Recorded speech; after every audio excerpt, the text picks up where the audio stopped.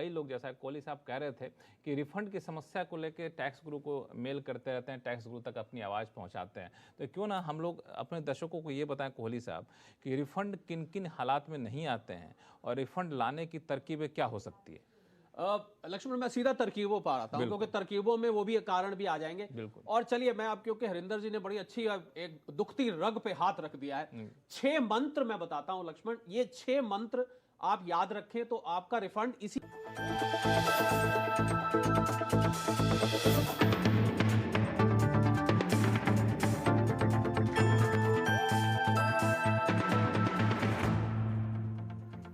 Tax बचाने का हो टेंशन या फिर पेचीदे टैक्स नियमों की उलझन, अटका हुआ रिफंड या मुश्किल में फंसा हुआ आपका रिटर्न, हर मुश्किल सवाल का आसान जवाब है टैक्स गुरु, जहां आप न सिर्फ अपना टैक्स बचाते हैं बल्कि हम टैक्स की उलझनों को सुलझाने के गुर भी आपको सिखाते हैं। नमस्कार, मैं हूं लक्ष्मण राय और आज आपके सवालों का जवाब देने के लिए हमारे साथ अहमदाबाद से जुड़े हैं जाने माने टैक्स एक्सपर्ट मुकेश पटेल साहब। मुकेश जी नमस्कार, कैसे हैं आप? नमस्कार, आई एम फाइन लक्ष्मण जी। और मुकेश जी को जब पता चलता है कि ये शो में आने वाले हैं तो आप दर्शकों के लिए बहुत सारे टिप्स तैयार करके लाते हैं जो आमतौर पे आपको कहीं देखने को मिलता नहीं, इसलिए इस शो को ज़रूर देखिएगा और आपको टैक्स बचाने के काफ़ी बेहतरीन आइडियाज इसमें बताए जाएंगे। क्योंकि इस शो में हम आपको बताने वाले हैं कि विदेश से लौटने वाले एनआरआई को टैक्स छूट में कहाँ कहाँ होगी कटौती और इससे बचने का क्या है तरीका, रिमोट एरिया में नौकरी करने वालों को क्या मिलेगी विशेष टैक्स छूट, और साथ में बताएंगे प्रॉपर्टी पर टैक्स कैपिटल गेन्स टैक्स का कैलकुलेशन। लेकिन सबसे पहले बात भारत लौटने वाले एनआरआई यानी नॉन रेजिडेंट इंडियंस की। वैसे तो एनआरआई को इनकम टैक्स से छूट मिली होती है, लेकिन मामला तब पेचीदा हो जाता है जब ये एनआरआई वापस भारत लौटते हैं। खासतौर से एनआरआई डिपॉजिट पर जो ब्याज मिलता है उसका क्या होगा, इसे लेकर कई तरह के सवाल आते रहते हैं और काफ़ी कंफ्यूजन दिखता है। तो सबसे पहले मुकेश जी से यही समझ लेते हैं। मुकेश जी, जो एनआरआई वापस लौट रहे होते हैं उनका टैक्स का इम्प्लीकेशन क्या होता है, खासतौर से एनआरआई डिपॉजिट पर, चूंकि इस पर कई सवाल आते हैं और अलग अलग मत होते हैं लोगों के।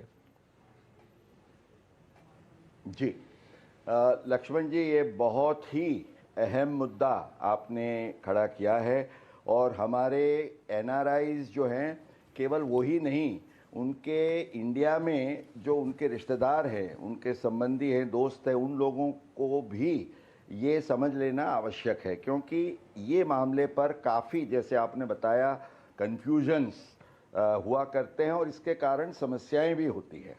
तो सबसे पहले कानूनन परिस्थिति क्या है ये समझ लें हम। बिल्कुल। अब जो एनआरई डिपॉजिट है उसका इंटरेस्ट, माना सेविंग्स अकाउंट का हो या टर्म डिपॉजिट हो आपकी, उसका इंटरेस्ट आयकर कानून का इनकम टैक्स एक्ट की सेक्शन 10 सबसेक्शन 4 के तहत उसके लिए एग्जम्पशन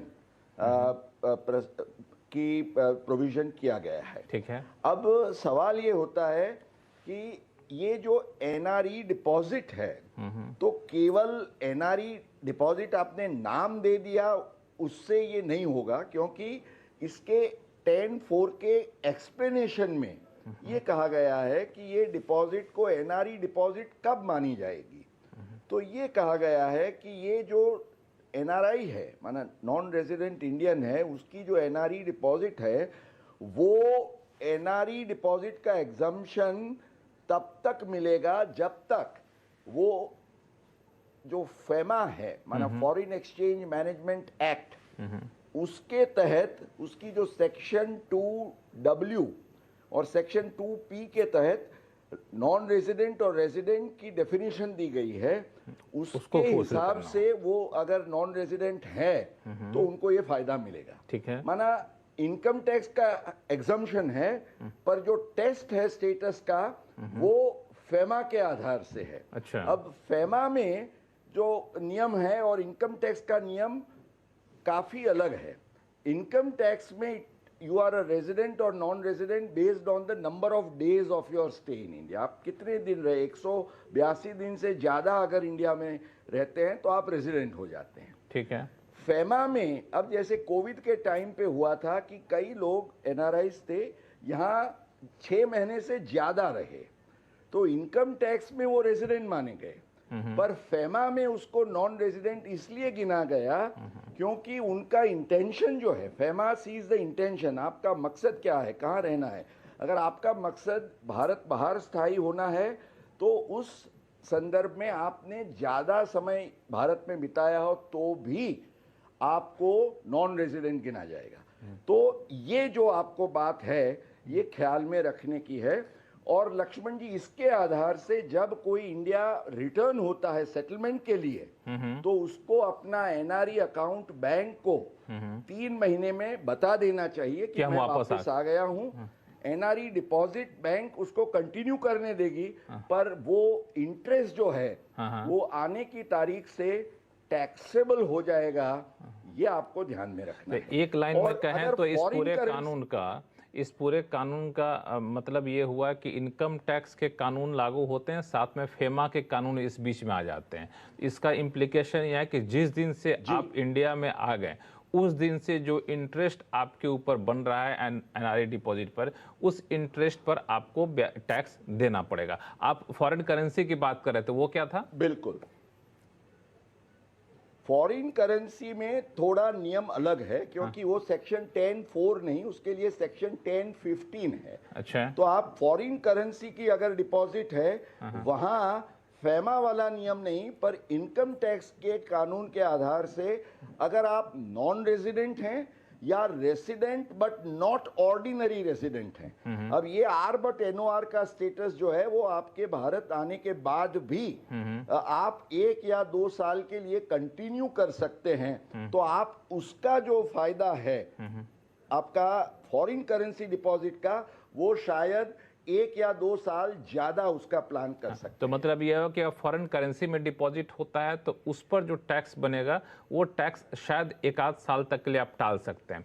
अब मुकेश पटेल जी, आपने टैक्स 1 या 2 साल, हाँ, आपने टैक्स लगेगा ये तो बता दिया, टैक्स बचाने का भी कोई तरीका है क्या? संक्षिप्त में अगर बता सके तो। अगर आप मान लीजिए, हाँ, अगर मान लीजिए कि आपकी कोई बड़ी डिपॉजिट है, समझिए किसी के केस में 2 करोड़ की एनआरई डिपॉजिट है और उसको 8% के हिसाब से 16 लाख रुपए का उसका इंटरेस्ट होता है और भी उसकी इनकम है, तो अगर उसका एवरेज रेट ऑफ टैक्स 20% से ज्यादा हो जाता है तो उस केस में आप एक सेक्शन 115H करके है आयकर कानून में, इनकम टैक्स एक्ट में, उसके तहत आप ये फायदा ले सकते हैं। ऑप्शनल है आपको लेना या नहीं लेना, पर जहां ज्यादा इनकम है वो ले सकते हैं कि आप 20% के फ्लैट रेट से जब तक आपकी एनआरई डिपॉजिट बनी रहे, मान लीजिए 5 साल या 10 साल के लिए भी आपने रखी हो, तो वो आप instead of your 30% tax you can avail the concessional rate of 20%। तो ये अगर आपको पता है लक्ष्मण जी तो बहुत अच्छा टैक्स का प्लानिंग आप कर सकते हैं। चलिए, तो आपने टैक्स लगेगा ये भी बताया, टैक्स बचेगा कैसे ये भी बता दिया, लेकिन अब बगैर देर के हुए चलते हैं असम। काफी दूर से फोन कॉल आया हुआ हमारे पास, लंबे समय से उनको वेटिंग पे रख रखा है, कलोल चटर्जी जी का। कलोल जी नमस्कार। कि मैं आसाम में पोस्टिंग हूँ and I am PSU employ. अच्छा, तो मुझे आसाम में पोस्टिंग का रहने के लिए सैलरी में every month I am getting an allowance, 2 allowances, एक तो north east allowance and another is far flung allowance, which is north east allowance is 10% of my basic and far flung allowance is 3% of my basic. And it is मतलब ये difficult area posting के लिए मिलता है, सबको नहीं मिलता। तो क्या मैं इसके तहत टैक्स एग्जेम्पशन क्लेम कर सकता हूँ? मैंने अपना CA से बात किया, जो उन्होंने बोला कि आपका ये जो अलाउंस मिलता है ये आपका एम्प्लॉयर आपका फॉर्म 16 में रिफ्लेक्ट नहीं करता डिडक्शन मतलब कॉलम में, सो आपको ये नहीं मिलेगा। आपका आप एम्प्लॉयर से बात कीजिए, अगर वो फॉर्म 16 में रिफ्लेक्ट करता है देन ओनली आपको ये एग्जेम्पशन मिल पाएगा। क्या है ये, क्या मैं क्लेम कर सकता हूँ? अगर क्लेम कर सकता हूँ तो अंडर विच सेक्शन? ठीक है, वंडरफुल। आपने इतनी अच्छी तरह से लक्ष्मण जी एक क्वेश्चन आर्टिकुलेट किया है।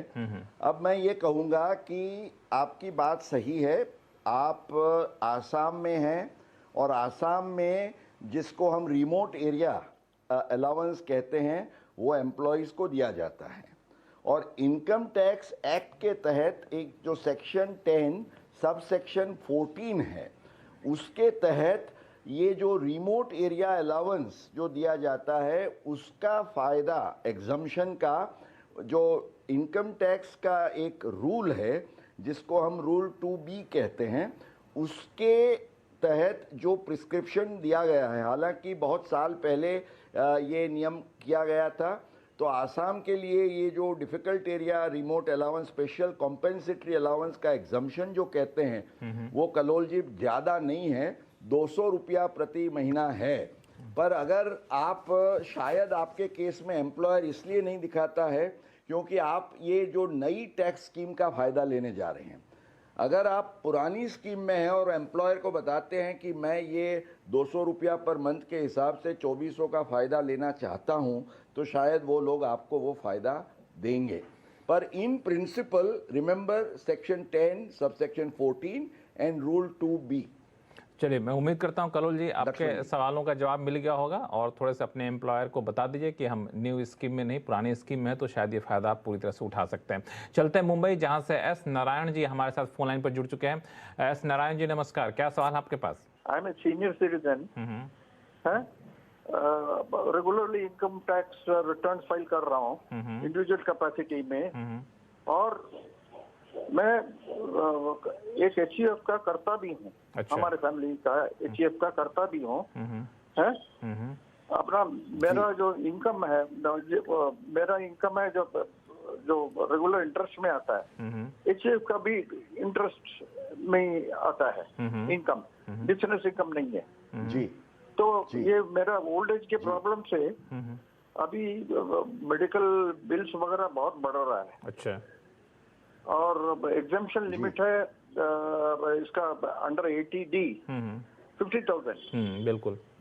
लेकिन ये एग्जाम्पशन और मिलेगा, दवाइयों का दाम और ट्रीटमेंट का दाम सब बढ़ता ही जा रहा है, और दवाई भी ऐसे खाना पड़ रहा है कि जैसे कि खाना ही खा रहे हैं। तो आप चाहते हैं कुछ और एग्जम्पशन मिल सकता है क्या?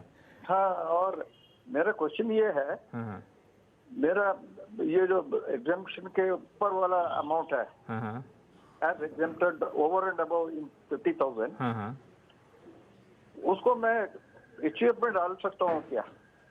उसमें से क्लेम करूंगा, HUF में भी क्लेम करूंगा। ठीक है, एक मिनट मुकेश जी से पूछ लेते हैं, मुकेश जी बताएंगे।